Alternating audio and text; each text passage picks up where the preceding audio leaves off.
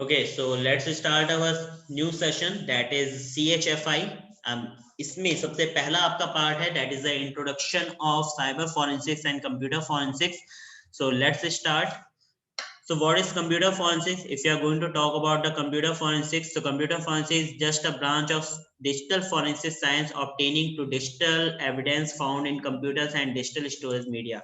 देखो होता क्या है कि कंप्यूटर फॉरेंसिक्स का पार्ट किसका है, ये एक ब्रांच है डिजिटल फॉरेंसिक्स की, जो कि आपके साइबर फॉरेंसिक्स के अंदर आती है, जिसमें हम फाइंड आउट करते हैं एविडेंस को, क्या चीजें कहाँ से निकालते हैं, या तो कंप्यूटर के अंदर से निकालेंगे या तो किसी डिजिटल स्टोरेज मीडिया के अंदर से निकालेंगे.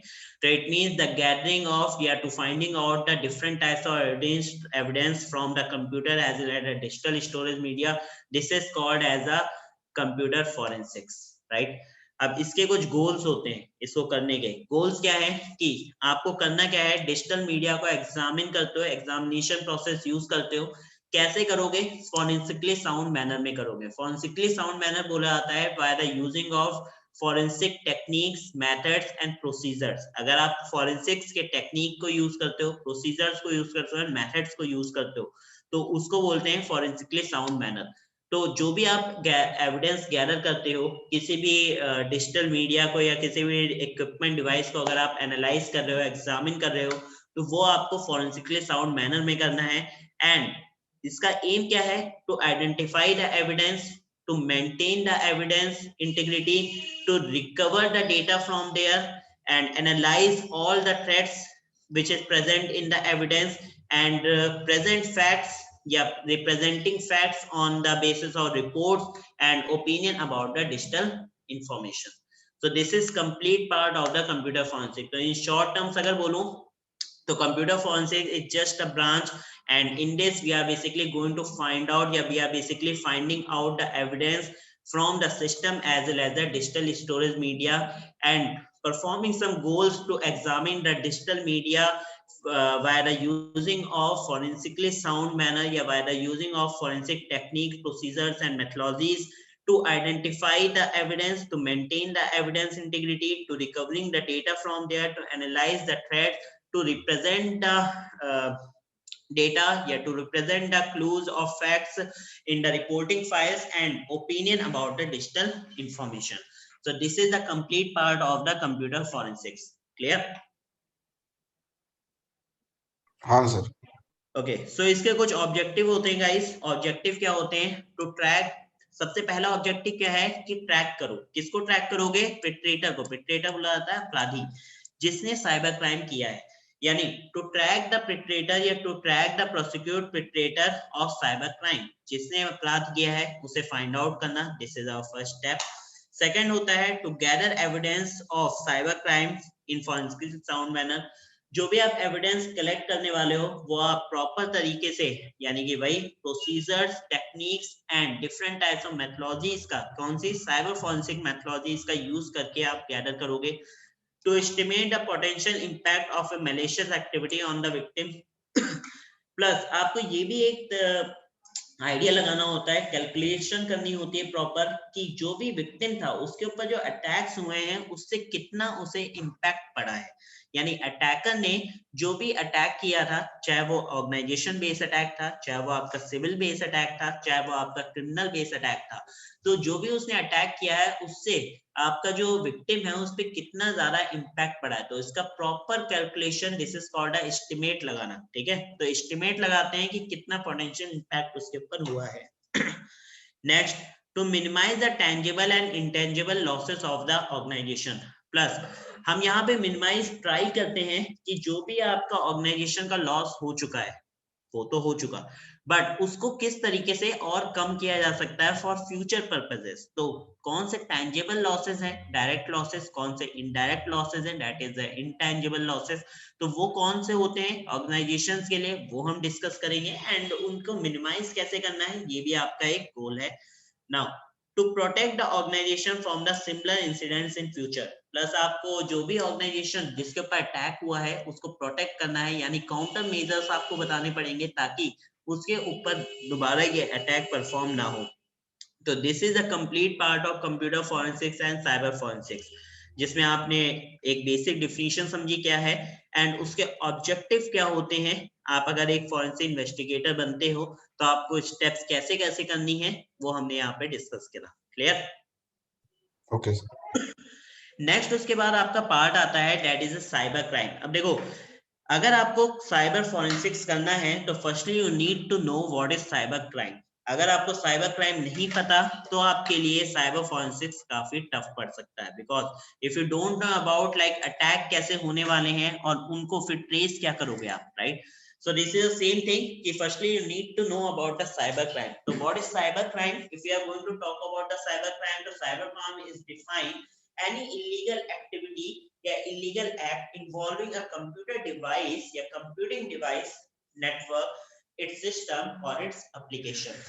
ऐसा टाइप का क्राइम जो कि बेसिकली इलीगल एक्ट्स में इन्वॉल्व होता है और उसको करने के लिए कोई कंप्यूटिंग डिवाइस की नीड होती है या नेटवर्क की नीड होती है या सिस्टम की नीड होती है या फिर उसके अंदर के एप्लीकेशंस की नीड होती है, तो उसे हम क्या बोलते हैं? Cyber crime. In other words या in layman language you can say that perform any type of crime which is using by the internet as well as an electronic device. So you can say that that type of crime is basically called as a cyber crime.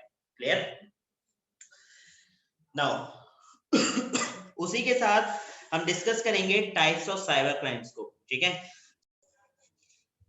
Types of cyber crime categorise दो base पे, line of attack के basis पे इन्हें दो categorise किया गया है, दो लेवल में कैटेगराइज किया गया है। सबसे पहला है टाइप इसका जिसे बोलते हैं इंटरनल अटैक एंड सेकंड है जिसे बोलते हैं external attack. Now let's we discuss about one by one कि इंटरनल में क्या है, एक्सटर्नल में क्या है। तो अगर हम इंटरनल टाइप ऑफ अटैक से बात करें तो breach of trust by dissenting और unsatisfied employee with the organisation. ये दो तरीके से हो सकता है इंटरनल अटैक।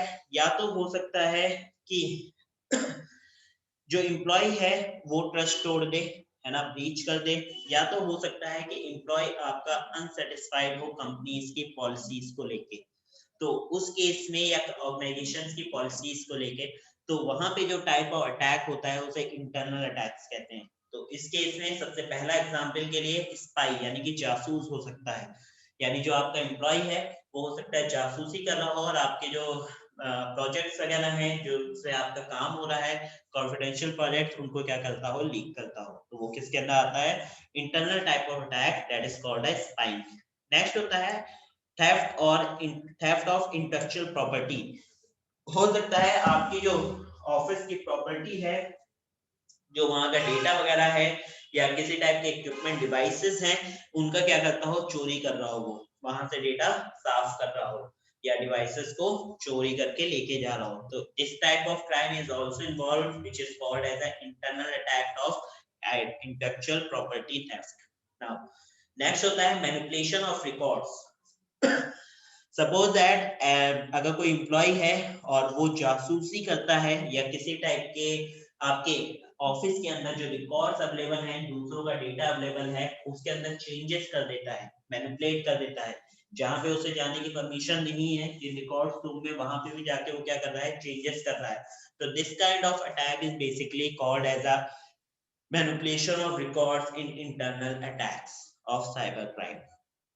नेक्स्ट होते हैं that is a Trojan horse attack. Now what is that Trojan horse attack? Trojan horse attack आपके बोले जाते हैं बेसिकली कि आपने मैलवेयर्स पढ़े होंगे गाइस, तो मैलवेयर्स में आपने पढ़ा होगा कि जो अटैक हैं आपके उन। नाउ लुक एट हियर, आप क्या कर सकते हो, यहाँ से परचेज भी कर सकते हो, ये देख रहे हो। तो इस तरीके से स्कैमर, और ये क्या है, ये आइडेंटिफाई करने के लिए होता है स्कैमर फ्रॉड को, आप इसकी हेल्प से आइडेंटिफाई कर सकते हो। आप अगर किसी भी एटीएम के पास जाओगे, अगर वहां पे किसी भी टाइप का स्कैमर डिवाइस यूज हो रहा है, जैसे इसके ऊपर प्रेस करोगे तो यहाँ पे लाल आपको इंडिकेशन देगा, अगर नहीं है तो ग्रीन इंडिकेशन देगा। Plus spy camera find out करने के लिए you can use a spy finder, इसकी हेल्प से आप स्पाई कैमरा फाइंड आउट कर सकते हो कहीं भी यूज किया गया है। तो आप चाहो तो इनको परचेज कर सकते हो, सब टू यू। और ये पूरी किट है $168 की किट है, जिसमें आपको कई सारी चीजें यानी डीवीडी सीडी पूरा किट मिलती है, आप इनका भी यूज कर सकते हो। तो it's up to you. But make sure कि आप एक इन्वेस्टिगेटर हो, तो आपको पता होनी चाहिए चीजें क्या, कैसे कैसे डिवाइसेस यूज करते हैं वो लोग, बट आपको इनका प्रोटेक्शन जो है वो भी पता होनी चाहिए। तो यहाँ पे प्रोटेक्शन के लिए जैसे ये डिवाइस आता है फ्रॉड को पकड़ने के लिए, है ना, या फिर कैमरे को देखने के लिए ये आते हैं प्रोफाइंडर करके, इसी तरीके के और भी डिवाइस आते हैं, आप उनका यूज कर सकते हो। क्लियर? हाँ सर। ओके, नेक्स्ट होता है आपका DoS attack. DoS attack that is a denial of service attack. And यहाँ पे डिनायल ऑफ सर्विस अटैक में क्या है बेसिकली आपका, कि आपको पता होगा DoS attack is basically perform to performed by the attackers for crashing the system as well as the slow down the system। तो वहां पे आपके जो सर्वर्स हैं उनको स्लो डाउन करने के लिए, या राउटर्स के अंदर जो सर सर्वर होते हैं दैट इज डीएचसीपी सर्वर, उनको स्लो डाउन करने के लिए यूज किया जाता है, क्रैश करने के लिए। इस होता कैसे ये, they are sending a multiple packets and sir server is not capable to respond all the packet at the same time। तो at that scenario होता क्या है, सर हाँ जी, एक सेकेंड सर, बफर ओवरफ्लो को भी डॉस को क्या डिफरेंस है सर? देखो बफर ओवरफ्लो बेसिकली एक टाइप का, देखो डॉस अटैक जो है वो आपके नंबर ऑफ पैकेट्स किसी एक पे सेंड कर रहा है, बफर ओवरफ्लो किसी मेमोरी करेक्शन की वल्नरेबिलिटी है। Okay, with in a system, okay sir. ठीक है, और ये सर्वर्स के ऊपर आपको मिलती है। ओके। अगर हम शॉर्ट बात करें तो बफर ओवरफ्लो में भी हम करते क्या है, जैसे हीप करप्शन, स्टैक का प्रोसीजर आपने पढ़ रखा है, स्टैक। हाँ सर, हाँ पता है। तो स्टैक में आपको पता होगा कि बफर और हीप दो तरीके की मेमोरीज होती हैं। जो हीप क्या है, हीप करप्शन की भी वल्नरेबिलिटीज निकलती है। बफर की वल्नरेबिलिटी तब हमें फाइंड आउट होती है जब हम नंबर ऑफ पैकेट्स इतने सेंड करते हैं और डेटा सेंड करे जा रहे हैं, जब वो रिसीव करेगा डेटा, और एट द एंड जो बफर एक मेमोरी होती है छोटी सी जिसके अंदर फ्लैग्स वगैरह भी होते हैं, जब वो फुल हो जाता है और उस टाइम पे हम क्या करते हैं, अपने पेलोड को सेंड कर देते हैं। तो पेलोड जैसे एग्जीक्यूट होता है हमें पूरा उसका एक्सेस मिल जाता है, तो वहां पे बफर ओवरफ्लो वल्नरेबिलिटी निकलती है। ओके। ठीक है, जो कि सर्वर्स पे भी हो सकती है, ये ध्यान रखना आप। ऐसा जो नहीं है कि वो सिस्टम पे ही हो, बट डॉस अटैक जो है वो क्रैश करने के लिए ही यूज किया जाता है। बफर ओवरफ्लो अगर आप कर रहे हो तो वहां पे हम एक्सेस लेने का ट्राई करते हैं।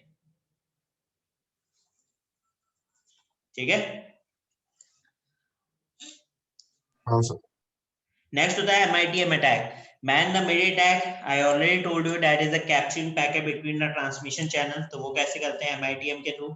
And the next one that is spamming. Spamming क्या है, that is a fake mailing system. कई बार क्या करते हैं अटैकर्स, फेक मेलिंग सिस्टम का यूज करते हैं किस लिए, फेक मेल सेंड करने के लिए। Suppose that I am just sending a mail by your email ID before without using your email credentials. So वहां पे क्या होगा कि मैं आपको मेल सेंड करूंगा और किसी भी अनदर पर्सन को सेंड कर सकता हूं, that person is basically receiving a mail from your mail ID.